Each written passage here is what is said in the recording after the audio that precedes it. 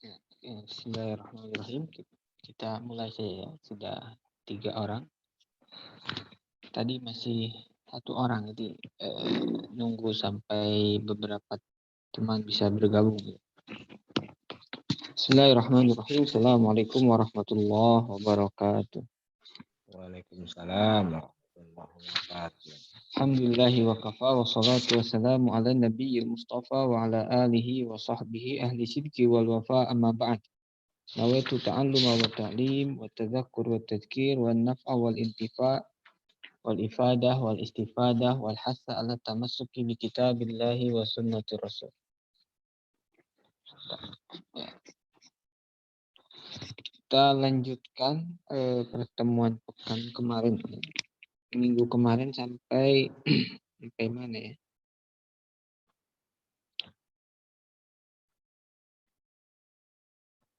Sampai contoh yang pertama ya, halaman 24 kalau tidak salah. Halaman 24 baru contoh pertama. Kemarin menjelaskan kaidah kubro yang kedua. Kita di awal musannif menjelaskan ada 5 kaidah besar, 5 kaidah pokok ya, di dalam qawaid fiqhiyah. Yang pertama al-umuru bimaqasidiha, yang kedua ad-darar yuzal, yang ketiga nanti al-adah muhakkamah, dan yang keempat masyaqqah tajlibut taisir, ya. Dan yang kelima al-yaqin la yazulu bisyak. Yang pertama al-umuru bimaqasidiha kemarin sudah panjang lebar dikaji oleh musannif. Kemudian darar yuzal kemarin sudah, tinggal hanya beberapa contoh ya. Ad-darar yuzal itu diambil dari hadis ya. Hadisnya la darar wala dirar. Tidak boleh kita itu di dalam berkegiatan, bertindak, mengganggu orang lain atau kita membalas gangguan tersebut dengan yang sama. Itu disebutnya dirar. Nah, ini beberapa contoh ya. Kemarin nomor 1 sudah, sekarang masuk nomor 2 ya. Qala al-muallifu hafidhahullah wa nafa'ana bihi wa bi ulumi fid dharain. Anna man imtana'a an bai'i ta'amin wa nahwihi min al-aqwat ma ihtiyajin nasi ilaiha annahu yujbaru ala baihi bi thamanil misli izalatan lid-darar. Ya. Ini istilahnya ihtikar ya. Ada istilah ihtikar. Ihtikar itu menimbun barang pokok ya, ditimbun dulu sampai nanti harganya mahal baru dia keluarkan supaya mendapatkan keuntungan yang berlipat-lipat ya. Nah, orang yang tidak mau menjual makanan ya, makanan pokok di saat orang banyak membutuhkan, maka pemerintah itu punya hak untuk memaksa orang yang menimbun supaya mengeluarkannya, supaya menjualnya ya. Kenapa? Ketika dia menimbun ya masih mending 1 orang, tapi ketika para pebisnis besar ya menimbun, itu akan doror kepada masyarakat yang lain ya. Maka doror seperti itu harus dihilangkan. Hilangkannya dengan cara pemerintah turun tangan, pemerintah berhak memaksa, atau kalau sekarang mungkin bisa dengan aturan, kemudian penegakan atas aturan supaya tidak ditimbun ya. Kemudian yang ketiga, contoh yang annahu idza wujida bisil aibun bisaraitihi jazalil mustari raddaha ilal ba'i daf'an lid-darari an nafsi. Id khiyarul aib syuri'a daf'an lid-darar anil mustari. Apabila ditemukan cacat dalam barang yang dibeli oleh mustari ya, oleh seorang pembeli. Misalnya beli barang, kemudian ketika sebelum transaksi atau ketika transaksi tidak memberitahu si penjual kalau ternyata ada cacatnya. Ya, dan biasanya cacat itu jarang dikehendaki, atau kalau orangnya tahu dari awal itu ada cacat, kemungkinan besar tidak membeli. Nah, itu disebut dengan aib ya, cacat. Maka setelah dibeli lalu 2 hari 3 hari baru ketahuan ternyata ada cacat, dan cacatnya bawaan dari si penjual. Dan itu jelas doror ya, merugikan kepada si pembeli. Karena dari awal tidak ada kejelasan, tidak ada pemberitahuan. Maka kalau seperti itu, si pembeli berhak atau punya hak untuk mengembalikan barang tersebut kepada si penjual. Ya. Dalam rangka apa? Izalatu doror, ya, menghilangkan kedoror, ya, kesulitan, menghilangkan kerugian, menghilangkan apa? Ya, kerugian yang dialami oleh si mustari gara-gara tidak tahu. Ya, masih mending kalau hal yang kecil, tapi kalau yang besar itu lebih merugikan lagi. Nah, itu ada nanti yang disebut dengan khiyarul aib, ya. Khiyarul aib itu pilihan mengembalikan barang ketika ada aib atau ketika ada cacat. Ya, nanti ada khiyar majlis, ada khiyar syarat. Contoh keempat, anaman lahu milkun fi ardi ghairi, ya. Barang siapa yang memiliki memiliki sesuatu tapi berada di tanah orang lain. Ka'ausoni syajaratin, seperti dahan pohon, ya, dahan-dahan pohon, batang-batang pohon, ya, batangnya atau dahannya itu ke rumah orang lain, ya, ke rumah orang lain dan itu mengganggu watadarrar sahibal ardi biha, dan mengganggu, ya, kepada orang yang punya tanah, fa innahu yujbalu ala raf'iha aw qat'iha faqad warada fi dzalika hadis. Ya. Maka orang yang punya tanah, yang rumahnya atau halamannya eh, dimasuki oleh dahan pohon tetangga, itu punya hak, ya. Tapi punya hak itu bukan berarti langsung boleh dilakukan atau wajib dilakukan. Punya hak itu ya dia berhak. Kalaupun dia mau melepaskan haknya, menggugurkan haknya, itu pun boleh. Ya, disebut dengan isqatul hak. Ya, dia tahammul, dia bertahan dengan pohon tersebut, ya nggak apa-apalah sama tetangga. Itu nggak ada masalah. Ya. Fikih itu hanya membicarakan bahwa, ya, orang yang halamannya misalnya terganggu dengan pohon tetangga, dia punya hak, ya, untuk menghilangkannya. Tapi tentu dengan cara yang baik, ya. Tapi kalau fikih kan tidak masuk ke wilayah sana. Fikih hanya bicara apakah boleh atau tidak, apakah punya hak atau tidak. Adapun tata cara yaitu kembali kepada akhlak, ya. Kemudian al-qaidah ats-tsalisah. Ini masuk kaidah kubro yang ketiga, ya. Tadi sudah dua. Yang pertama al-umuru bimaqasidiha, yang kedua ad-darar yuzal. Kemudian sekarang masuk yang ketiga, ya, al-adah muhakkam. Ya, sebelum kita mengkaji adah muhakkamah, tentu diawali dari tasawur, ya, atau pemahaman kita terkait tentang adah. Apa itu adah? Ya. Adah dan ada uruf atau sudah jadi bahasa kita adat. Tetapi mungkin agak berbeda dengan hukum adat. Itu agak berbeda, ya, walaupun ada persamaan tetapi berbeda. Adat dengan hukum adat. Adat itu di sini al-halatul lati, ya, tatakarraru indan nasi ala nahjin yakunu makbulan inda zawit tiba'i salimah.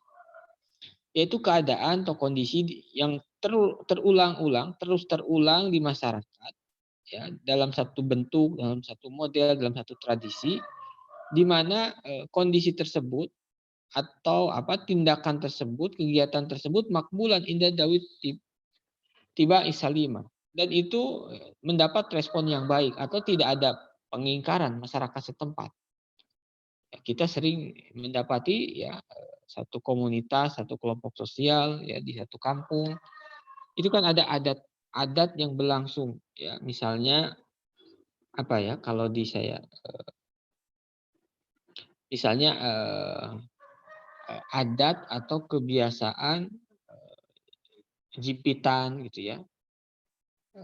Jimpitan itu biaya masyarakat memberikan sumbangan 5.000, ya, atau 10.000 sebulan sekali. Atau misalnya kalau ada yang sakit, ibu-ibu rombongan menjenguk misalnya. Itu bagian dari adat kebiasaan, ya, yang terus terulang, ya, yang terus terulang. Nah, itu adat. Jadi adat itu al-halatul lati tatakarrar. Kondisi keadaan di mana keadaan tersebut, kegiatan tersebut terulang dan mendapat respon yang baik, tidak ada pengingkaran, makbulan, diterima. Ya. Nah, kemudian apa yang disebut dengan uruf? Ada istilah lain yang dekat ya, ada adat, ada uruf. Kalau wal adatu wal urfu mutaqaribani illa anal adata takunu khassatan aw ammatan bi khilafil urf fala yakunu illa am. Kalau secara esensinya adat dan uruf itu ya sama ya, sesuatu yang kegiatan yang berulang-ulang ya, kemudian apalagi mendapat penerimaan dari masyarakat. Bedanya kalau adat ini bisa bisa khusus, bisa am, ya, bisa digunakan untuk penggunaan yang dalam skala kecil, adat daerah tersebut, adat kampung tersebut, ya. Atau misalnya kalau di Jawa Tengah ya, misalnya di Solo, di Klaten, di Jogja ada yang disebut tirakatan di malam 17 Agustus. Tirakatan itu ya ngumpul cerita tentang sejarah perjuangan, ya. Biasanya di jalan-jalan kecil, masyarakat keluar, lalu setelah itu makan-makan. Itu bagian dari adat juga. Dan itu terulang dan masyarakat menjalaninya dengan riang gembira, dengan santai. Nah, kalau adat itu bisa digunakan untuk skala kecil, khosoh, atau juga bisa digunakan untuk dalam skala besar. Nah, kalau penggunaan uruf itu hanya digunakan untuk yang skala besar. Ya. Jadi kalau esensinya sama, cuman penggunaannya kalau adat bisa untuk yang skopnya kecil dan juga untuk yang besar, tapi kalau uruf itu untuk suatu cakupannya yang besar. Nah, lalu apa maksud dari al-adah muhakkamah? Adat itu muhakkamah bisa dijadikan hukum, ya, dijadikan standar atau landasan hukum, acuan hukum. Makna qaidah annal adata takunu hiya al-marja' fi itsbatil ahkam wa tahdidiha idza lam yarid lahu dhabitun fi syar'. Ya. Adat ini bisa menjadi al-adah muhakkamah, artinya adat yang berlaku di satu tempat atau uruf yang berlaku di satu tempat itu bisa menjadi marji. Marji itu sandaran. Marji itu eh, referensi, sandaran ya di dalam menetapkan hukum, dan isbatul hukum itu menetapkan, wa tahdidiha itu membatasi ya, batasannya. Nah, kapan bisa digunakan? Idza lam yarid fi lahadhabitun fi syar'i.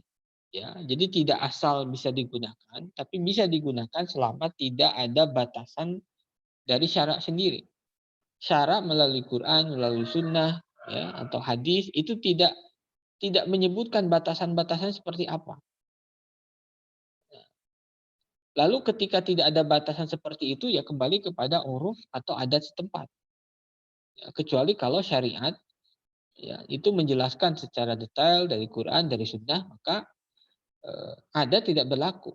Ya, adat tidak berlaku. Nah, dobitnya apa? Batasan kita menggunakan, nah ini dobit ya. Kemarin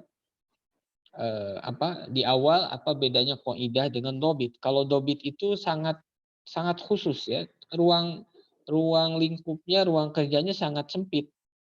Ya, misalnya di sini, qala al-hafidz as-suyuti, qala al-fuqaha, ini dobit ya.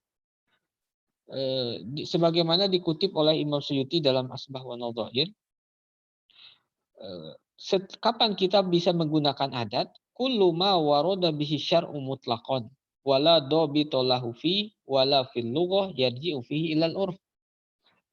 Setiap sesuatu yang datang atau ditetapkan oleh syari ya, syari itu Allah mutlakon secara mutlak.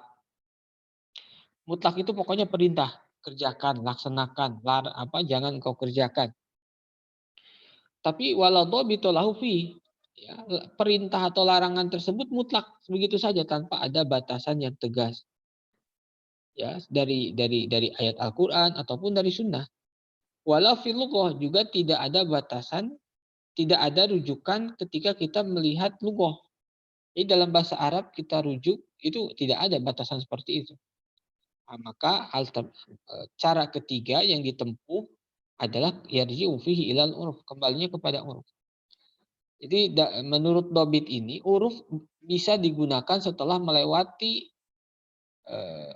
setelah melewati nusus syar'i ya dari Quran dan Sunnah, lalu setelah itu melewati lughah.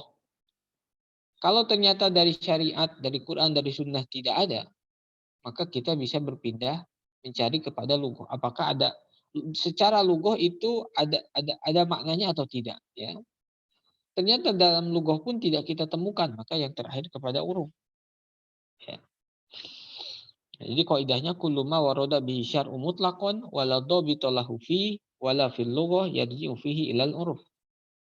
Ya, jadi uruf ini memang kalau dikatakan tidak terlalu kuat dibanding lughah, dibandingkan syara, ya jelas ya. Jadi kita tidak asal menggunakan uruf, tidak asal menggunakan adat terkecuali melalui beberapa tahapan. Kita lihat dulu dalam Quran, dalam Sunnah, apakah menjelaskan secara detail atau mutlak begitu saja. Ternyata mutlak, tidak ada qayyid, tidak ada syurut, ya, tidak ada batasan-batasan. Lalu kita lihat di lughah.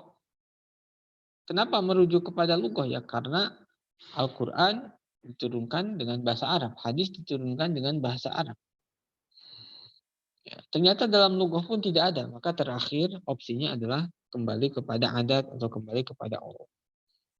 Dan dalil ini al-ada muhakkamah itu ada pijakannya ya dalam nusus syar'i. Dalilul qaidah yadullu ala tibaril adah wal urf adillatun fil Qur'anil Karim was sunnah nabawiyah. Ya, pijakannya dari Quran sendiri dan dari sunnah. Contohnya apa? Pertama ayat Al-Qur'an, a'udzubillahi minasyaitonirrajim, bismillahirrahmanirrahim, khudhil afwa wa'mur bil urf wa'arid 'anil jahilin. Ya, ambillah afwa ya pengampunan, wa'mur dan perintahkan atau suruh bil urf dengan uruf. Uruf itu sesuatu yang dimaklumi di masyarakat sekitar atau sesuatu yang sudah dimaklumi. Adat atau uruf itu kan sesuatu yang sudah dimaklumi masyarakat. Ya. Setiap malam 17 itu ya di ma'ruf ya, itu dikenal, dimaklumi, dikenal oleh masyarakat malamnya ada tirakat. Atau dikenal juga kalau sudah memasuki Agustus rumah-rumah memasang bendera. Ya. Khudil afwa wa'mur bil urf. Atau dalil lainnya wa'ashiruhunna bil ma'ruf. Maka gaulilah mereka dengan cara ma'ruf. Kemudian contoh dari hadis ya. Sebagaimana perkataan Rasulullah Shallallahu alaihi wasallam kepada Hindun. Ya, Hindun ini istri dari Zauj Abi Sufyan. Kenapa Zauj tidak Zaujah ya di sini? Qaulun Nabi li Hindi Zauji Abi Sufyan. Tidak zaujati Abi Sufyan. Padahal yang kita kenal itu zaujah. Karena dalam bahasa Arab sendiri zauj itu digunakan untuk suami ataupun untuk istri. Ya. Itu Imam Syafi'i kalau tidak salah menyebutkan itu. Awalnya zauj itu bisa berlaku untuk suami dan juga untuk istri. Tapi dalam perkembangan bahasa Arab terakhir, untuk istri itu biasanya hanya zaujah. Walaupun dulunya ya zauj itu bisa digunakan untuk zauj dan juga untuk zaujah. Makanya di sini ya dalam Sahih Bukhari lihin di zauji Abi Sufyan, apa kata Rasulullah? Khudhi ma yakfika ya, wa waladaka bil ma'ruf. Ini Rasulullah Hindun datang kepada Rasulullah menceritakan permasalahannya bahwanya suaminya Abi Sufyan itu jarang memberi uang ya, jarang memberi nafkah yang cukup, selalu kurang, padahal mampu misalnya ya. Padahal berkecukupan, maka kata Rasulullah uzi mayakfika, ambil, engkau berhak mengambil bagian dari itu kalau memang tidak memenuhi kewajibannya, mayakfika, apa yang cukup bagimu wawaladaka dan anakmu bil ma'ruf, dengan ya ma'ruf, sesuatu yang berlaku, sesuatu yang maklum. Nah, itu salah satu dalil uruf ya, penggunaan uruf atau penggunaan adat di dalam syariat. Atau contoh lain dari hadis Nabi, la taqaddamu ramadhana bisawmi yaumin wala yaumain illa rajulun kana yasumu sauman falyasum. Ya. Tidak boleh mendahului puasa Ramadan dengan puasa yang lain, ya, baik 1 hari atau 2 hari. Misalnya bulan Sya'ban, ya, tanggal 28, 29 atau 30, maka itu tidak, itu dalam mazhab Syafi'i haram, ya. Puasa sunnah mendekati Ramadan akhir Sya'ban itu tidak boleh, kecuali illa rajulun kana yasumu sauman, kecuali seseorang yang sebelumnya berpuasa. Iya, kalau sebelum akhir-akhir Sya'ban biasanya dia puasa, maka dia boleh berpuasa di akhir Sya'ban. Tapi kalau yang tidak biasa puasa, ya sudah tidak boleh puasa di 29, di 30, ya. Itu bisa dianggap mendahului bulan Ramadan. Ya, makanya dalam mazhab Syafi'i setelah 15 Syawal, 15 Sya'ban masuk 16 sampai belakang, itu tidak disunahkan puasa sunnah, tidak disunahkan puasa kecuali bagi mereka yang sebelum tanggal 15 sudah biasa puasa. Ya. Atau walaupun sekali 2 kali, biasa Senin Kemis, baru pekan kemarin Senin Kemis, mau Senin Kemis pekan ini ternyata sudah masuk setengah kedua bulan Sya'ban, itu boleh. Ya, kalau yang wajib tidak ada batasan, ya. Belum qada sudah masuk 15 kedua, itu tidak ada larangan, justru wajib, tetap wajib, ya. Tetap wajib menjalankan qadanya, ya. Ini yang larangan itu dalam puasa sunnah. Kalau yang wajib baik qada, baik nazar, ya, atau kafaroh, maka tidak ada halangan dia berpuasa di setengah kedua bulan Sya'ban. Min tatbiqatil qaidah. Contoh qaidah, ya, contoh penerapan qaidah al-'adah muhakkam. Ini kalam para fuqaha, ya. Kalau tadi dari Quran, dari hadis, nah ini contoh yang diperagakan oleh para fuqaha di dalam menerapkan qaidah al-'adah muhakkam. Yang pertama apa? Anna dabbatal fiddah tahrumu idza kanat kabiratan lizina wa tukrahu idza kanat kabiratan lil haja aw saghiratan lizina wal marji fil kibri wasigri ilal urf. Ya. Misalnya ini dalam bab ini ya, emas perak. Misalnya gelas, ya, zaman dulu. Atau apapun, kemudian ada retakan-retakan, kita ingin menambal, dobah itu nambal. Nambalnya dengan perak. Itu bisa jadi haram, bisa jadi makruh. Nambal dengan perak, nambal dengan emas. Kapan haram? Apabila tambalannya besar dan tidak lizinah, yang besarnya itu sekalian dihiasi. Jadi tidak semata-mata untuk menambal, tapi nambal sekalian menghiasi. Nah, itu jadi haram, ya. Berbeda kalau tambalannya besar tapi memang ya, yang dibutuhkannya seperti itu. Ya boleh tapi makruh. Ya. Atau kecil tambalannya tapi tujuannya lizina, itu pun makruh. Nah, mengetahui besar kecilnya itu kan dalam nas-nas syar'i tidak ada, dalam lughah pun tidak dijelaskan. Lalu besar kecilnya tambalan itu mana? Ya, uruf adat yang berlaku. Contoh yang kedua, anna sifat ihya ilmawat lam tuhaddad syar'an wala lughatan fayurja'u fiha ila al-urf wa yakhtalifu dzalika bi ikhtilafil maqsudi min al-ihya wa bi ikhtilafi makanil ihya. Ihya'ul mawat artinya menghidupkan kembali tanah yang kosong, ya, tidak dipakai. Itu kan dalam Islam tidak dianjurkan kalau ada yang kosong, ya, di gunung, di mana, itu dimanfaatkan. Nah, memanfaatkan tanah yang kosong itu ihya'ul mawat. Tapi tentu kalau sekarang agak beda konteksnya, ya, karena sekarang mungkin ada beberapa tempat yang sudah jadi milik negara atau milik perkebunan itu, PTPN, atau kalau itu bukan mawat, ya, itu sudah milik orang lain, maka tidak bisa orang lain menghidupkan tanah yang sudah menjadi milik orang lain. Nah, mawat ini istilahnya tanah yang tidak dimiliki siapapun dan tidak dimanfaatkan, dibiarkan begitu saja. Nah, maka orang lain itu berhak atau punya hak untuk menghidupkan al-mawat. Tapi perintah menghidupkan mawat ini tidak dijelaskan secara detail dalam Quran, dalam Sunnah. Ya, seperti apa, seberapa, itu tidak ada. Pokoknya hidupkan tanah yang tidak bermanfaat, ya, makmurkan. Wala lughatan, dan secara lughah pun tidak ada penjelasan tentang itu. Lalu kembalinya kemana?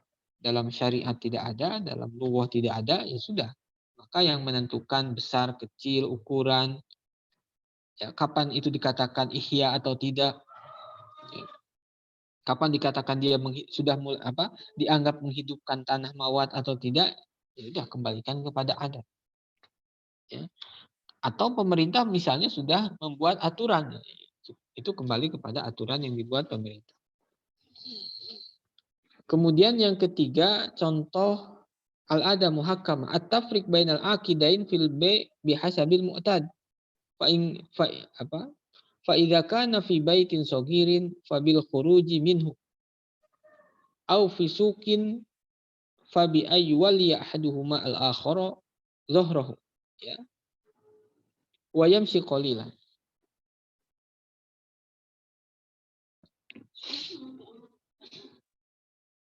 Ini dalam kasus apa namanya? Dalam masalah khiyar majlis, ya, khiyar majlis. Dalam jual beli, dalam mazhab selain mazhab Imam Malik, dalam Imam Malik itu tidak ada khiyar majlis, ya, tapi dalam jumhur itu ada khiyar majlis. Khiyar majlis itu pilihan melanjutkan akad atau tidak selama masih ada di tempat transaksi. Jadi selama di tempat transaksi, pembeli ataupun penjual masih mempunyai hak untuk membatalkan transaksinya. Ya. Nah, lalu batasan tempat transaksi itu atau majlis itu di mana? Itu kan tidak ada dalam Quran, dalam Sunnah, ya, dalam syar'i tidak menjelaskan. Lughah pun tidak ada penjelasan tentang itu. Lalu dari mana kita bisa mendapatkan batasan tersebut? Ya dari uruf, dari adat. Ya. Adatnya seperti apa? Orang dikatakan berpisah dari tempat transaksi itu biasanya seperti apa?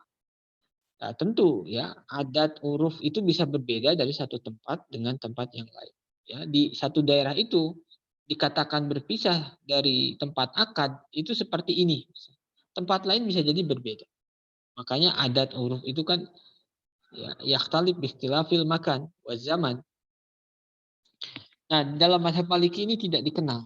Ya, kenapa? Karena di Madinah sendiri, mazhab Imam Malik kan di Madinah. Ya. Itu tidak dikenal di amal ahli Madinah terkait dengan khiyar majlis itu tidak dikenal. Padahal menurut Imam Malik, penduduk Madinah ketika itu adalah meninggalkan tradisi warisan para a'immah, para ulama sebelumnya, ya, tabi'in, kemudian misalnya Imam Malik itu tabi'in, ya, kalau tidak salah. Kalau Imam Abu Hanifah tabi'in. Atau dalam satu riwayat Imam Malik pun pernah melihat sahabat, ya, pernah ketemu dengan sahabat, berarti tabi'in. Ya, ibaratnya penduduk Madinah ketika itu di mana banyak para ulama, para fuqaha, para tabi'in sebelumnya, tabi'in mewarisi kebiasaan zaman Rasulullah. Sedangkan di sana tidak dikenal apa itu khiyarul majlis. Di dalam muwatta'nya Imam Malik itu meriwayatkan hadis tentang khiyar, tapi Imam Malik tidak mengambil hadis itu karena dianggap bertentangan dengan kebiasaan Ahlul Madinah. Dan kebiasaan Ahlul Madinah ini salah satu dalil atau bahkan bisa jadi lebih kuat dari khobar wahid, khobar ahad. Khobar ahad itu kan bisa jadi diriwayatkan oleh satu atau dua orang. Tapi kalau amal ahli Madinah turun-temurun dari generasi-generasi sebelumnya sampai kepada zaman sahabat dan zaman Rasulullah SAW. Di satu sisi memang lumayan kuat, ya, amal ahli Madinah itu bisa jadi kuat. Nah, yang contoh keempat lah penerapan uruf la tabtulu sholatu man takallama nasyan au jahilan bi kalamin qalil wa tabtulu in katsur wal qillatu wal kasratu tarji'u ila urf wa huwa sittu kalimatin urfiyah faqal. Salatnya orang yang berbicara tapi lupa kalau dia sedang salat ya, salatnya ngelamun gitu. Atau jahil, tidak tahu ya. Atau dia tidak tahu kalau bicara di dalam salat itu membatalkan. Ya, nanti kan ada uzur, ada keringanan bagi orang yang tidak tahu, tapi tidak tahunya karena uzur. Misalnya orang yang baru sehari 2 hari masuk Islam. Nah, sholat orang seperti itu tidak batal. Sholatnya orang yang bicara ketika sholat. Bicaranya orang yang sholat karena lupa atau karena ketidaktahuan yang diampuni, yang dimaklumi. Itu tidak membatalkan selama bicaranya tidak banyak. Jadi tidak batal kalau bicaranya sedikit. Nah, banyak sedikit itu tidak ada batasan tegas dari syariah ataupun dari lughah. Ya, dalam lughah tidak ada qollah qillah kasrah itu seperti apa. Maka batasannya kembali kemana? Kepada uruf. Dalam uruf yang dikenal, sedikit banyak bicara itu situ kalimatin urfiyah fa'aqal. Ya, kurang lebih 6 kalimat uruf atau lebih sedikit. Ya, ini diambil dari perkataan Rasulullah SAW ketika beliau sholat duhur, lalu sholatnya 2 rakaat. Dan itu diperhatikan atau diketahui oleh sahabat Zulyadain. Ya, Zulyadain. Lalu Zulyadain menanyakan kepada Rasulullah, ya Rasulullah, aqasorta sholata amnasita. Apakah engkau tadi sholat, apakah tadi engkau mengkosor sehingga jadi 2 rakaat atau lupa? Jadi duhur hanya 2 rakaat. Kata Rasulullah kulun dzalika lam yaqa. Ya, semuanya itu bukan itu ya. Bukan karena kosor, bukan karena lupa. Lalu setelah itu Rasulullah sholat lagi. Nah, perkataan itu dijadikan sebagian ulama sebagai batasan batasan diampuninya atau uzurnya orang berbicara. Ya, situ kalimatin urfiyah, 6 kalimat secara uruf. Wallahu a'lam. Kalau ada yang ditanyakan sampai sana, monggo silakan. Nah, ini agak cepat hari ini ya. Tidak panjang lebar. Barangkali ada yang mau disampaikan.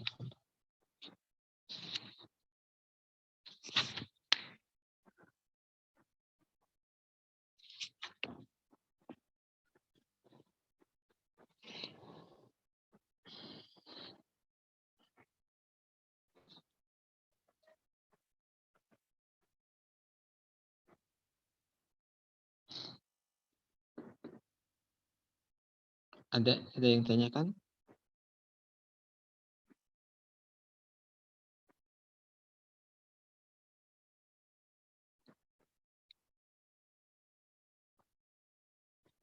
Ya, kalau tidak ada kita lanjutkan kaidah yang keempat ya, biar agak cepat. Tadi sudah 3 kaidah. Pertama al-umuru bimaqasidiha, yang kedua ad-darar rizal, yang ketiga al-adah muhakkamah. Ya, kaidah kubro ada 5, berarti tinggal 2 kaidah kubro. Yang keempatnya apa? Al-qaidatu rabi'ah al-masyaqqatu tajlibut taisir. Kesulitan yang dihadapi seorang mukallaf, tajlibu menarik taisir kemudahan. Ya, ada kalanya seorang mukallaf itu berhadapan dengan kondisi yang sangat sulit.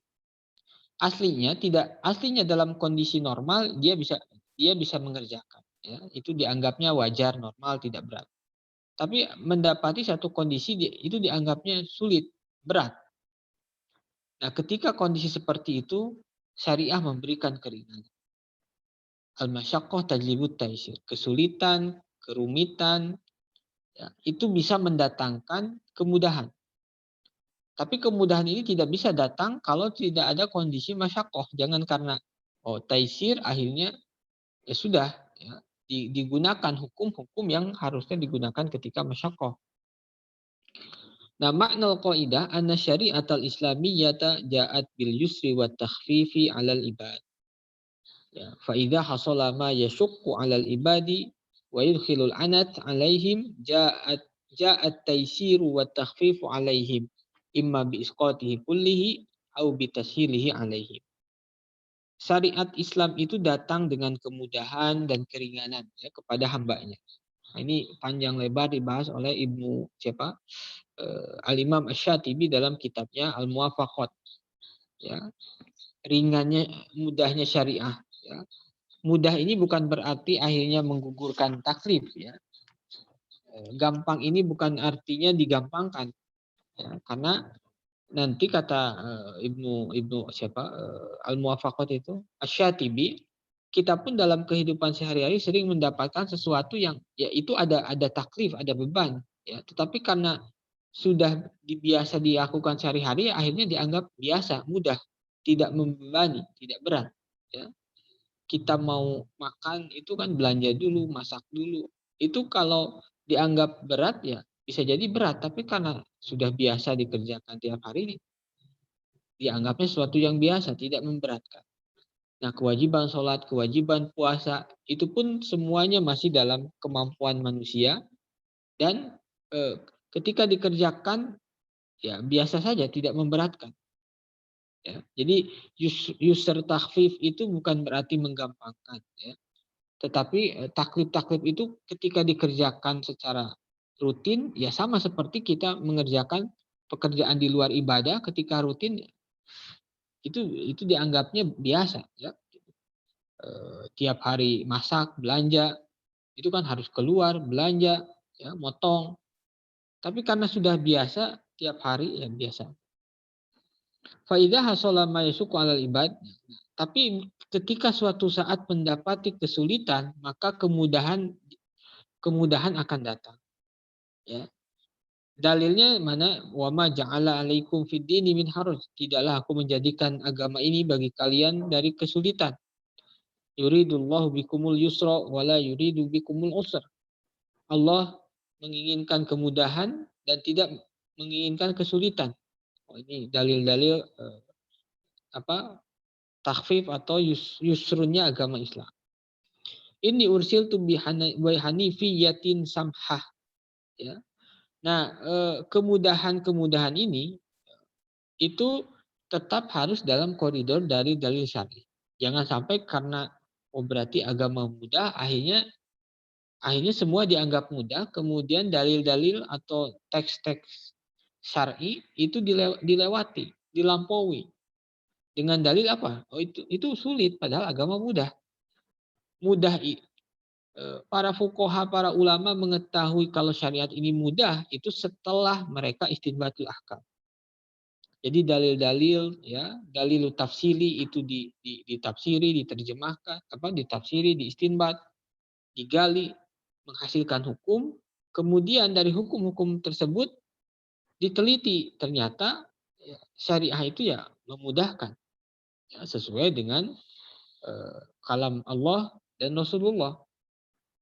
Jadi kemudahan itu melalui jalur teks, ya, jalur nas, bukan kemudahan versi kita lalu meninggalkan teks. Dan itu banyak terjadi ya, karena syariah dianggap mudah, ya, karena tidak membebani, ya, akhirnya sudah ringan, mudah menurut sendiri, akhirnya nasnya itu dilewati.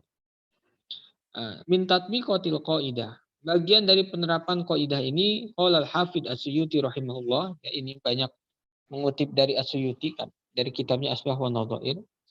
Qala al-ulama yatakharraju ala hadhihi al-qaidah jami'u rukhasi syar'i wa takhfifatuhu wa takhfifatihi.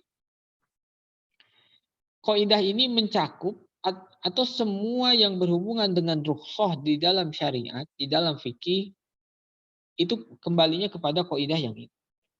Rukhsah misalnya jamak, diperbolehkan jamak, baik jamak takdim, jamak takhir, itu karena apa? Karena ada masyakoh ketika safar. Dalam perjalanan itu kan ya, jelas ya masyakoh, tapi perjalanan mencapai 2 marhalaten. Maka ada rukhsah, boleh dijamak, boleh dikosor. Ya. Nah, rukhsah atau misalnya rukhsah diperbolehkannya tidak puasa Ramadan. bagi orang yang sakit, yang safar. Itu pun kembali kepada kaidahnya. Orang sakit ya harus puasa, itu kan masyaqqah. Maka al-masyaqqah tajlibut taisir. Kesulitan seperti itu menarik kemudahan. Ya. Tapi dalam keadaan sehat tidak boleh tajlibut taisir seperti tadi. Dalam keadaan sehat, tidak sakit, akhirnya tidak puasa. Ya. Nah, itu kata siapa? As-Suyuti. Masih kata Imam As-Suyuti, wa'lam anna asbabat takhfif fil ibadati wa ghairiha sab'ah. Tsumma dzakaraha wa hadza talkhisun lima dzukir. Nah, secara secara garis besar dari semua keringanan-keringanan, dari semua rukhsah, dari semua takhfif dalam syariah itu bisa dipetakan menjadi 6 model, ya, 6 sebab keringanan. Ya, yang pertama yang menjadikan penyebab keringanan itu safar, yang kedua marad, ya, sakit, yang ketiga ikrah, pemaksaan, yang keempat an-nisyan, lupa, yang kelima al-jahlu, tidak tahu, yang keenam al-usru wa umumil balwa, ya, sulit, ya, dan umumul balwa. Jadi sudah terjadi di banyak tempat, ya. Kemudian yang terakhir asabi, yang ketujuh, ya, ketujuh yaitu anak, ada kekurangan, ya, kekurangan dari sisi akal. Nah, itu 7 hal yang 7 hal ini diambil dari mana? Ya, diambil dari furu', ya, diambil dari dalil-dalil tafsili menghasilkan furu', akhirnya bisa dipetakan menjadi 7. Dari sekian dalil, bolehnya rukhsah, bolehnya jama', ya, bolehnya tidak puasa karena safar. Oh, berarti salah satu yang membuat meringankan syariat itu safar. Kemudian sakit. Karena lihat dalil-dalil tafsili, kemudian produk hukum yang ditemukan oleh para ulama, rata-rata ketika orang sakit itu banyak kemudahan-kemudahan yang diberikan. Berarti salah satu penyebab kemudahan adalah sakit. Ya. Nah, yang pertama misalnya safar. Safar itu rukhsahnya, safar itu ada safar tawil, ada safar qasir, ya. Safar tawil itu marhalaten atau farsakh, 4 farsakh atau 2 marhalah. Atau kalau ukuran sekarang ulama mengatakan 81 kilometer. Itu safar tawil. Ada juga yang mengatakan 80 kilometer, ada 82, ada 75, ya. Itu perbedaan di dalam mengonversikan 2 marhalah ke ukuran kesatuan ukuran zaman sekarang. Kalau zaman Rasulnya ya marhalaten atau 4 farsakh, ya. Lalu ada yang mengonversikan marhalah itu tuh setara dengan 75 kilometer. Ada yang mengatakan 81 kilometer. Saya biasanya menggunakan yang 81 kilometer. Nah, safar itu ada yang safar tawil, safar qasir, dan rukhsahnya itu bisa berbeda.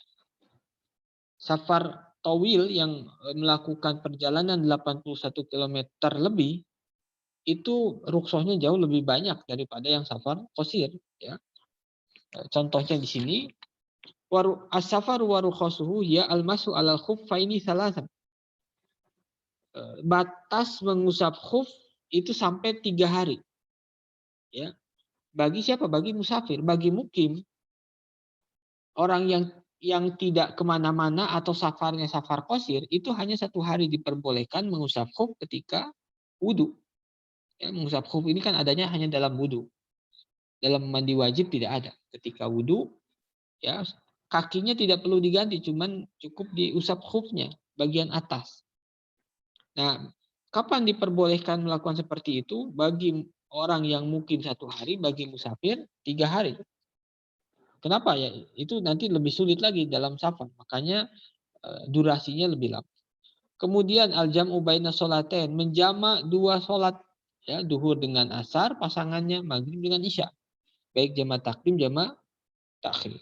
Wa qasru sholati rubaiyatil muadda, ya, mengkosor sholat yang 4 rakaat menjadi 2 rakaat, dan sholat yang muadda, yang sholat yang qadha tidak bisa dikosor, ya. Misalnya zuhur di perjalanan, ya.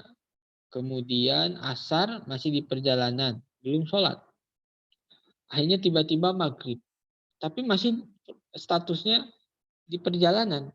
Apakah boleh dia mengkosor sholat duhur dengan asar? Itu tidak bisa, karena statusnya bukan muaddah, statusnya kodok, mengkodok. Wal iftar fi Ramadan. Boleh tidak berpuasa, boleh berbuka di bulan Ramadan bagi orang yang safar. Watarkul Jum'ah, boleh meninggalkan Jum'ah, boleh tidak ikut Jum'atan bagi musafir. Wa aklul maitah, boleh memakan bangkai ya, dalam kondisi tertentu, dalam kondisi darurat. Ya. Misalnya dia safar, tempat yang jauh, ke gunung, kemana, atau mungkin TNI ke jarak yang jauh, lalu kehabisan makanan, dia diperbolehkan makan apapun termasuk bangkai yang dalam kondisi normal itu haram. Kenapa bisa jadi boleh? Al-masyaqqah tajlibut taisir. Karena kondisi sulit itu menarik atau mendatangkan hukum kemudahan. Wa tanaful ala dabbah. Salat sunnah di atas kendaraan itu boleh. Kalau salat fardu tidak. Wa isqatul fardhi bitayamum. Gugurnya salat fardu dengan tayamum. Orang yang salat fardu dengan tayamum sama seperti dengan wudu, sama-sama gugur kewajiban. Warukhosil arba al-ula takhtasu bis safari tawil. Nah, 4 rukhsah yang pertama, ya, apa saja? Al-masu ala khuffain, al-jam'u baina sholatain, wa qasru sholat rubaiyah, wal iftar fi Ramadan, itu khusus safar tawil. Hanya pada perjalanan yang ditempuh pada jarak 81 km atau lebih. Ya. Itu tidak berlaku bagi safar tawil. Misalnya dari satu tempat ke tempat lain, keluar rumah, kemudian melakukan perjalanan, jaraknya 30 kilo atau 20 kilo, lalu kita kosor. Itu tidak boleh. Ya. Karena kalau jarak dekat terus diberikan ruang rukhsah, akhirnya nanti memudahkan atau menggampangkan sholat 2 rakaat saja, dijamaah saja. Padahal jaraknya cuma 20 kilo, ya. 20 kilo misalnya bisa ditempuh hanya dengan setengah jam, ya, atau 30 menit, atau 40 menit. Jadi yang 4 tadi hanya berlaku dalam safar tawil. Nah yang setelahnya itu berlaku di dalam safar qasir. Kalau safar qasir boleh, apalagi safar tawil. Tapi tidak semua yang boleh di safar tawil tidak boleh di safar qasir. Tapi kalau yang di safar qasir boleh, pasti boleh di safar tawil. Itu kalau dalam mantik umumun khususun min itlaq. Ya. Kullu rukhasin fi safari tawil yajuzu fi safari qasir. Walaysa kullu rukhasin fi safarin qasir yajuzu atau rukhisa fi safari tawil. Ya. Semua yang boleh di safar qasir boleh di safar tawil, tapi tidak semua atau rukhsah dalam safar tawil tidak boleh dalam safar qasir. Itu yang pertama ya, rukhsah. Udah 6:30 ya. Mungkin saya berhenti dulu sampai sana. Insyaallah pekan depan dilanjutkan kepada contoh atau sabab rukhsah yang kedua. Ya. Kalau ada yang mau sampaikan, fadhol. Masih ada waktu sebentar. Ustaz, Iya, fadhol. Assalamualaikum. Mau tanya, Salam.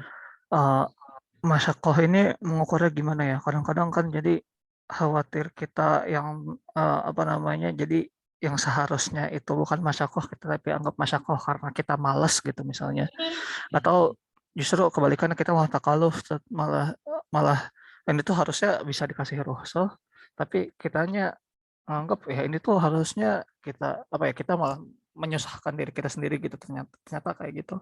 Nah itu timbangannya seperti apa Ustaz? Iya, iya. Ya, itu memang sulit. Kalau seperti itu sulit. Makanya dalam usul fikih itu yang dijadikan ilah itu sesuatu yang wasfun dohirun mundobitun mu'arifun lil ahkam. Ya, jadi nanti dalam usul fikih, dalam bab qiyas, illah sesuatu bisa dijadikan cantolan hukum itu sesuatu yang tidak debatable ya, yang tidak relatif. Kalau tadi kan masyaqqah itu bisa sangat relatif ya. Nah, makanya yang dijadikan cantolan hukum itu bukan masyaqqahnya tapi illah. Ilahnya apa? Safar. Safarnya 81 kilometer. Akhirnya siapapun yang safar 81 kilometer atau lebih ya, itu diperbolehkan jama, diperbolehkan qashar. Walaupun nanti ada orang yang 81 kilometer tidak masyaqqah karena naik pesawat misalnya. Tapi ilah itu nantinya jadi madinatul masyaqqah. Jadi tempat bersarangnya masyaqqah. Karena kebiasaannya kebiasaan orang safar jauh itu ya masyaqqah. Nah, maka ilah itu ngambilnya madinatul masyaqqah ya. Karena kalau yang dijadikan ilah masyaqqah itu akan sangat relatif ya, sangat sulit menentukan. Makanya para fuqaha, para usuliyun, ilah itu wasfun dhahirun mundofit. Ya, sifat yang mendobit. Mundobit itu jelas. Ya, takarannya jelas. Safar, apa tadi itu? Safar 81 kilometer. Marhalaten. Ya, itu jadikan ilat. Kalau itu kan jelas. Ya. Jadi kalau safar kurang dari 81 atau ada yang 75, itu tidak boleh. Lebih dari itu diperbolehkan. Ya. Kenapa? Karena biasanya safar jarak segitu itu masyaqqah. Ya. Jadi yang diambil oleh para fuqaha itu wasfun dohirun mundobitnya yang masyaqqah ini kan masih sulit ditangkapnya. Makanya diambil yang bisa dijadikan pegangan bersama yaitu safar towil. Safar towil itu perjalanan 81 kilometer. Ya. Atau di contoh-contoh kias lain rata-rata ilah itu seperti itu. Ya. Lalu bagaimana saya naik pesawat dari sini ke Jakarta, dari Jogja ke Jakarta. Itu jaraknya udah ratusan kilo misalnya. Dan tidak merasakan masyaqqah. Apakah boleh saya menjama, apakah boleh saya tidak puasa? Kalau secara fikihnya boleh, karena yang jadi ukurannya ya itu. Jadi kesepakatan bersamanya jaraknya itu. Tapi afdolnya itu tidak. Ya. Afdolnya bagi orang yang safar tidak masyaqqah, afdolnya tidak dijama, afdolnya tetap puasa. Ya, jadi kalau dari Jogja ke Jakarta 45 menit. Nggak ada lapar, nggak ada capek. Maka yang paling afdol adalah tetap puasa. Ya. Ya, itu nanti selanjutnya ya bainahu wa bainallah, antara kita dengan Allah. Ya. Apakah fikih itu kan melihat dohirnya saja. Ya, melihat dohir, nanti adapun masalah batin itu ya urusan kita dengan Allah Subhanahu Wa Taala. Jadi lebih kepada ilah ya. Maka ilah itu sering disebut mazinnatul masyaqqah, mazinnatul hikmah. Ya. Rukhsah itu salah satu hikmahnya menghilangkan masyaqqah. Nah, itu kan sulit menangkapnya, makanya dicari yang bisa terlihat secara zahir yaitu safar. Itu yang biasa diperagakan atau dipraktekkan para ulama. Rata-rata semua ulama seperti itu ya, dalam berbagai madhab setahu saya seperti itu. Mungkin itu ya, mungkin itu. Tapi kalau dalam yang lain mungkin ada yang sulit juga ya, misalnya aklul maitah, makan bangkai. Itu kan dalam keadaan darurat. Ya itu kembali kepada masing-masing selama dia selama dia tidak makan bangkai masih bisa hidup, maka dia tidak boleh. Tapi kalau kira-kira tidak makan itu, ya nyawanya terancam, nah itu baru wajib. Kalau itu saya tidak tahu ukurannya, ya kembali kepada masing-masing. Bainana wa bainallah. Tapi tetap ukurannya zon ya, zon. Zon itu di dalam fikih itu kita bertindak sesuai dengan zon. Kita boleh bertindak kalau sudah sampai kepada derajat zon. Zon itu pengetahuan yang kuat walaupun ada kemungkinan salah ya. Wah, ini kalau nggak makan ya bahaya. Ya sudah, kalau kita zonnya seperti itu makan ya. Nah kalau itu kalau itu ilahnya tidak ada ya, yang itu ilahnya darurat. Nah, itu ada beda ya. Itu Jasir Audah pun menyoroti itu ya. Kata Jasir Audah, ilah itu bisa mundobit, bisa juga tidak mundobit. Walaupun para fuqaha selama bisa ada ilah yang mundobit, mencari yang mundobit, yang jelas batasannya. Tapi ketika tidak ada ya sudah, itu dijadikan ilah ya. Ilah bolehnya makan bangkai ya darurat ketika tidak membahayakan nyawa dan sebagainya. Mungkin itu ya. Atau ada kelanjutannya bagaimana?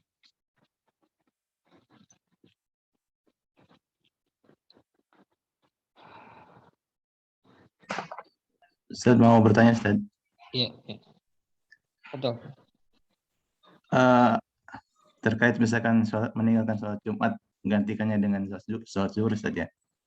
Iya. Ada di teman itu bekerja gitu kadang sebulan sekali meninggalkan Jumat karena harus menjaga gitu, tempat kerjanya. Apakah itu juga yang selalu berulang-ulang gitu setiap bulan atau mungkin 2 minggu sekali, apa bisa disebut masyakoh juga, Ustaz? Nah, itu Tapi sering gitu, Ustaz.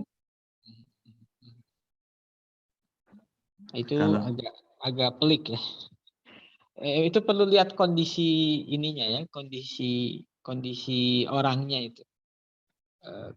Karena pertama wajib ya, itu wajib. Kemudian apakah ada kemungkinan dia ada pekerjaan lain selain itu misalnya yang kira-kira tidak mengorbankan sholat Jumat. Jadi kalau secara gini saya belum bisa jawab ya, wallahu a'lam. Nanti karena mungkin kondisi setiap orang bisa berbeda ya. Jadi kalau secara tegas boleh atau tidak, wallahu a'lam bishawab ya. Itu perlu lihat kondisi si pelakunya ya, kondisi yang mengalaminya. Tapi kalau hukum asalnya memang tidak ada rukhsah ya. Apalagi kalau terus-terusan. Sama seperti orang yang selamanya safar ya, atau istilahnya mudi musafar. Ulama berbeda pendapat. Mudi musafar, orang yang dari mudim itu dari kata daim ya. Orang yang terus-terusan safar, supir truk atau nelayan, bukan nelayan, kapal peri itu ya, nahkoda atau kru-nya kapal peri yang di laut sampai berbulan-bulan. Apakah yang mudi musafar seperti itu boleh rukhsah atau tidak? Itu ulama berbeda pendapat. Sebagian mengatakan selama itu safar ya boleh. Sebagian lagi ya tidak, karena itu sudah setiap hari. Akhirnya nanti menggampangkan menggampangkan sholat. Nah, lalu kita ngambil yang mana? Ya, kalau yang ihtiyat ya jelas yang tidak mengambil rukhsah karena itu hampir 2 bulan rukhsah terus. Tapi nanti kalau ada yang mengalami seperti itu ya kita perlu lihat dulu kondisi dianya seperti apa. Apakah memungkinkan sholat ya duhur atau mungkin bisa dia jamak tapi hanya duhur dan asar. Ya. Jadi kalau duhur asar dia tidak bisa sholat tidak dijamak, bisanya hanya dijamak karena pas kerja. Tapi kalau maghrib isya itu bisa dia sholat secara normal. Itu bisa jadi hukumnya berbeda. Ya, dia boleh jamak di duhur dan asar, tapi tidak boleh jamak maghrib dengan isya. Mungkin seperti itu ya, respon saya. Jadi kalau sesuatu yang berulang itu mesti itu ya saja, diperdalam lagi apa itu bukan berarti itu harus masyakoh ya saja. Iya. Bisa jadi masyakoh, bisa jadi tidak ya kalau seperti itu. Karena yang dikorbankannya Jumat ya. Jumat dan itu kewajiban ya, berbeda dengan sholat jamaah. Kalau sholat jamaah fardu kifayah ya, kalau Jumat itu fardu ain. Tapi sebaiknya untuk keselamatan ya, itu yang paling baik ya tentu dia sholat Jumat ya, yang paling baik. Artinya ya kalau ada pekerjaan lain yang tidak mengorbankan sholat Jumat itu jauh lebih baik ya. Tapi tentu lihat kondisi kondisi seseorang ya. Mungkin itu ya, mungkin.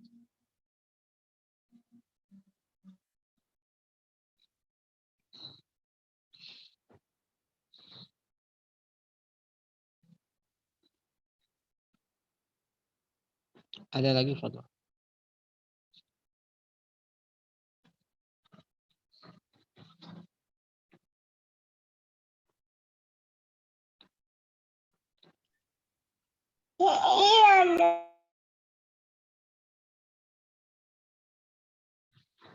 Ini penting ya, kaidah ini dalam beberapa hal bisa kita gunakan ya.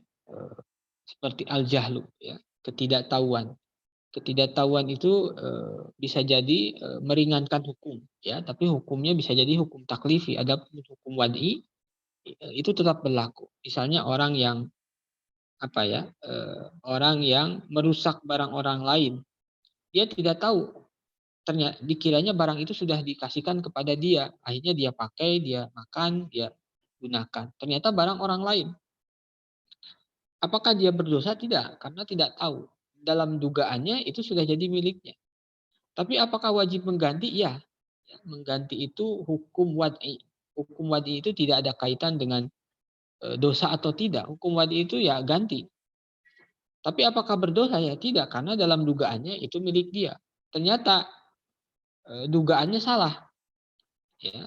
Ya, kalau dosanya tidak karena kesalahan dugaan, tetapi wajib mengganti. Ya, dua hal yang berbeda. Yang tidak berdosa itu dengan hubungannya dengan hukum taklifi, adapun mengganti dengan tidak mengganti itu hukum wad'i. Ini di sini cukup simpel, lumayan ya untuk dasar. Kalau kitab yang lebih besar itu panjang lebar, tapi ini sudah sangat cukup. Ada lagi Mas?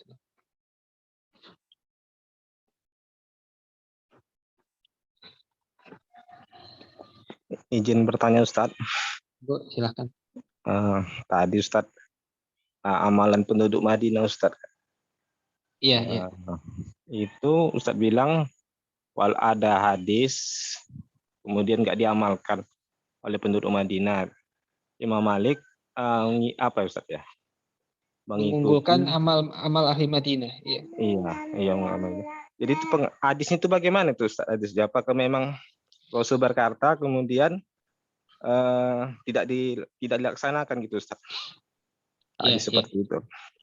Terima kasih Ustadz. Iya.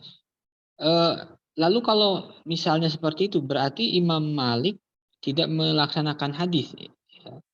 Makanya perlu dipahami dulu apa itu hadis. Ya. Hadis itu menurut ahlul hadis itu ma'udifa ilan Nabi SAW. Sesuatu yang disandarkan. Disandarkan itu bisa jadi benar, bisa jadi tidak. Ya. Itu hadis. Nah, amal ahli Madinah yang digunakan oleh Imam Malik itu dalam rangka memverifikasi hadis tersebut juga. Hadis ahad itu kan hadis ahad itu ada kalanya diriwayatkan oleh 1-2 orang. Ya, dalam beberapa kasus misalnya innamal a'malu binniyat itu riwayatnya gharib ya. Sahabat Umar ke bawah sampai kepada Imam Bukhari atau misalnya Imam Muslim itu hanya satu jalur. Misalnya. Nah, dalam hadis ahad itu kan ada seperti itu. Lalu ada amal ahlu Madinah di mana yang mengamalkannya rombongan. Satu Madinah. Dan pada zaman Imam Malik itu kan abad kedua, ya 179 kurang lebih. Itu jarak dengan sahabat, jarak dengan Rasul tidak terlalu jauh. Ya, sedangkan di Madinah ketika itu tidak ada istilah khiyar majlis. Ya, dan amal ahlu Madinah ini bisa jadi ini mentransmisikan informasi dari Rasulullah, dari para sahabat. Dan itu jauh lebih kuat dari khobar ahad yang bisa jadi hanya diriwayatkan 1-2 orang. Jadi ini pertentangannya bukan kalam Rasul dengan amal ahli Madinah, tetapi transmisi hadis melalui amal ahli Madinah dan transmisi hadis melalui khobar ahad. Mana yang lebih kuat? Jadi Imam Malik belum menganggap itu kalam Rasulullah. Imam Malik hanya mengidentifikasi itu dianggap sebagai kalam Rasulullah, baru dianggap karena ada jalurnya, ada sanadnya. Lalu harus berhadapan dengan amal ahlu Madinah, dan itu pun ya indikasi kuat dari sahabat dari Rasulullah. Sedangkan zaman Imam Malik dengan sahabat ya tidak terlalu jauh. Ya, jadi pertemuannya atau pergumulannya itu bukan antara kalam Rasulullah dengan amal ahli Madinah. Kalau itu udah jelas pasti kalah ya. Tetapi yang dianggap kalam Rasul melalui hadis ahad, dan yang dianggap kalam Rasul melalui amal ahlu Madinah. Maka bagi Imam Malik ini lebih kuat, lebih mencerminkan kondisi para sahabat ketika itu dan sahabat dari Rasulullah. Sahabat hidup di tengah-tengah, Rasulullah hidup di tengah-tengah sahabat. Jadi Imam Malik sendiri meriwayatkan hadis Muwatta. Di Muwatta itu meriwayatkan tentang khiyar majlis, tetapi bagi Imam Malik itu tidak berlaku, ya. Jadi hadis sendiri itu riwayat yang dianggap itu dari Rasulullah. Makanya nanti bisa sahih, bisa dzon, bisa sahih, bisa dhaif. Sahih pun sahihnya dzon, dhaif pun dhaifnya dzon, ya. Kalau yang tidak dzon, yang qat'i itu hadis mutawatir. Nah, bagi Imam Malik, amal ahlu Madinah itu bisa jadi seperti mutawatir karena satu penduduk Madinah, ya. Satu penduduk Madinah tidak ada yang mengamalkan sedikit pun. Zaman sebelumnya tidak ada, sebelumnya lagi tidak ada. Karena mungkin di zaman Imam Malik sudah ada sebagian sahabat yang ke Kufah, ke Baghdad, ya, yang ke Syam. Ketika para sahabat banyak yang hijrah keluar. Walaupun jumhur tetap, ya, kalau jumhur itu mengambil khobar wahid, khobar ahad, Imam Malik tetap dengan amal ahlul Madinah. Lalu kalau dikatakan berarti Imam Malik menolak hadis, bukan menolak hadis. Imam Malik memverifikasi hadis dengan amal ahlul Madinah. Ya. Kalau bahasanya menolak ya sudah salah. Tapi kalau mentasheh hadis dengan amal ahlul Madinah itu bahasanya lebih enak. Mungkin itu. Ya, Ustaz, syukran Ustaz. Termasuk yang puasa 6 Syawal itu termasuk. Iya, Ustaz, iya. Yang nggak disunahkan ya Ustaz ya. Imam Malik tidak ya kalau tidak. Imam Malik tidak menyunahkan kalau tidak salah. Iya, iya. Termasuk mungkin ya. Ya seperti itu. Ya dari satu sisi memang cukup lumayan kuat juga hadis ahad. Tapi hadis ahad pun ya variatif ya. Ada hadis ahad yang diriwayatkan oleh banyak orang, dari sahabat banyak, dari tabi'in tobaqoh kedua banyak, tobaqoh ketiga banyak. Ada hadis ahad yang memang gharib, ya, hanya satu. Nah, yang hanya diriwayatkan satu sahabat, satu tabi'in, satu tabi'in itu ketika berhadapan dengan kelompok yang banyak orang Madinah, nah itu memang bisa jadi lebih kuat yang banyak. Bisa jadi lebih kuat yang banyak. Sama seperti Imam Abu Hanifah tidak mengamalkan hadis ahad dalam beberapa hal karena bertentangan dengan yang lebih qat'i, ya, dengan qiyas. Misalnya hadis musarrah. Itu bukan Imam Abu Hanifah menolak hadis itu. Artinya bukan menolak kalam Rasulullah, tapi menolak hadis itu. Kenapa menolak hadis? Karena hadis itu sesuatu yang disandarkan, yang dianggap itu dari Rasulullah. Berarti menurut Imam Abu Hanifah itu tidak berasal dari Rasulullah karena bertentangan dengan hadis lain yang lebih kuat. Misalnya. Nah, itu seperti itu. Allahu a'lam.